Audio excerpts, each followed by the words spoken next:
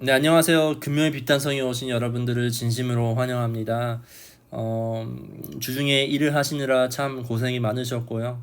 주중에 어떠한 다양한 일이 있었는지는 모르겠지만 우리가 그 여러 가지 일을 통하여서 하나님께서 나에게 무엇을 말씀하여 주시고 또한 그 여러 가지 일 가운데 하나님은 어디에 있는지 우리가 또 이번 말씀 통해서 알아가고 깨닫는 시간이 되길 간절히 소망합니다. 제 기도로 이 시간을 시작하도록 하겠습니다. 하나님, 오늘 우리가 말씀을 펴 사사기를 통해서 주님을 더욱더 알기를 원하오니 우리에게 친히 찾아오셔서 우리가 말씀을 이해할 수 있는 능력을 허락하시고 예수 그리스도로 인하여서 하나님께서 증명된 놀라운 사랑을 다시 한 번 더 깨닫고 그것에 대한 감동이 자연스럽게 흘러나오는 시간 될 수 있게 주님께서 인도하여 주시옵소서. 이 모든 말씀 예수님의 이름으로 기도드렸습니다. 아멘. 우리가 오늘 함께 볼 말씀은 사사기 13장 24절부터 25절 이 짧은 두 말씀을 함께 보도록 하겠습니다. 어저께 비탄성에서는 마노아와 그의 아내가 천사를 보고 또한 천사에게 제물을 드리려고 하니 천사가 받지 않고 그래서 하나님께 드리니 그 후에 놀라운 일을 그들이 목격하게 됐습니다. 이어서 24절이 시작이 됩니다. 24절을 함께 읽고 우리가 함께 더 깊게 이야기를 해보겠습니다. 그 여인이 아들을 낳고서 이름을 삼손이라고 하였다. 그 아이는 주님께서 내리시는 복을 받으면서 잘 자랐다. 그가 소라와 에스다올 사이에 있는 마하네단에 있을 때에 주님의 영이 처음으로 그에게 내렸다. 아멘. 우리 교회에는 젊은 부부가 많아서 아이를 계획하시는 분, 아이를 낳으신 분, 그리고 아이들을 키우시는 분들이 참 많습니다. 그 뜻은 아이를 어떻게 키워야 하는지, 아이들에게 무엇을 가르쳐야 하는지, 그리고 더 나아가서 나는 어떠한 부모가 되어야 하는지에 대한 많은 고민을 하실 거라 생각을 해요. 저도 마찬가지로 아이를 갖고 싶은 사람으로서 그런 질문을 많이 하는데요. 이번 사사기 13장 24절, 25절 말씀을 통해서 우리는 이것에 대한 답을 찾을 수 있습니다. 약속된 아이 누구였죠? 바로 삼손이었습니다. 삼손이 태어납니다. 그 아이는 주님께서 내리시는 복을 받으면서 잘 자랐다고 기록이 되어 있고요. 그는 주님의 영이 그에게 내렸다고도 나와 있습니다. 만약에 예수님을 따르는 크리스찬 부모님이라면 내 아이도 하나님께서 내리시는 복을 잘 받으면서 잘 자랐으면 좋겠다는 소망할 것이라 생각을 해요. 그리고 또한 주님의 영이 내 아들과 딸에게 내리길 원한다는 소망도 동시에 하실 거라 생각을 합니다. 하나님께서 주신 아이들을 잘 양육하기 위해서 하나님이 기쁘신 양육을 하기 원하는 마노아와 그의 아내에게 하나님께서 하나님의 천사를 하늘로 올라가는 것을 통해서 무엇을 보여주셨죠? 하나님의 영광을 보여주셨습니다.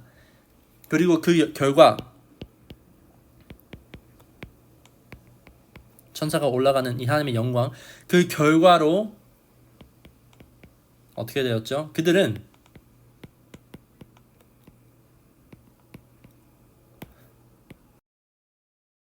엎드려 절하였습니다.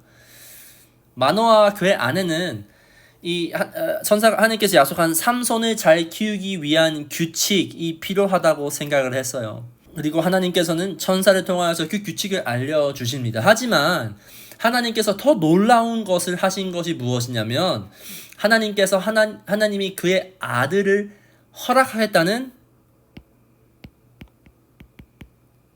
약속을 지키셨다는 것이에요. 뿐만 아니라 이 아이를 통하여서 이스라엘이 향하는 마음이 여전히 있다는 것을 보여주셨습니다. 따라서 그게 무슨 의미가 있을까요? 우리의 믿음은 아무런 생각 없음에서 시작되는 것이 아니라 하나님께서 말씀하신 말씀과 약속을 기반하여 시작되는 것입니다. 아이들을 어떻게 키워야 하는가에 대한 규칙을 찾았던 부모님에게 하나님께서는 이렇게 말씀하고 계세요. 너희는 더 많은 정보보다 나와 나의 성품을 훨씬 더 많이 알아야 한다. 나와 나의 약속과 나의 성품이 무엇인지를 더 알아야 한다라고 말씀을 하시고 계세요. 요즘에는 저희의 부모님의 시대보다 훨씬 더 발전된 육아에 대한 정보들을 매우 쉽게 우리는 접할 수 있어요. 이런 정보들을 배우고 잘 아는 것은 여러분 정말로 중요해요. 하지만 이것보다 더 중요한 것, 부모가 하나님이 누구인지 대해서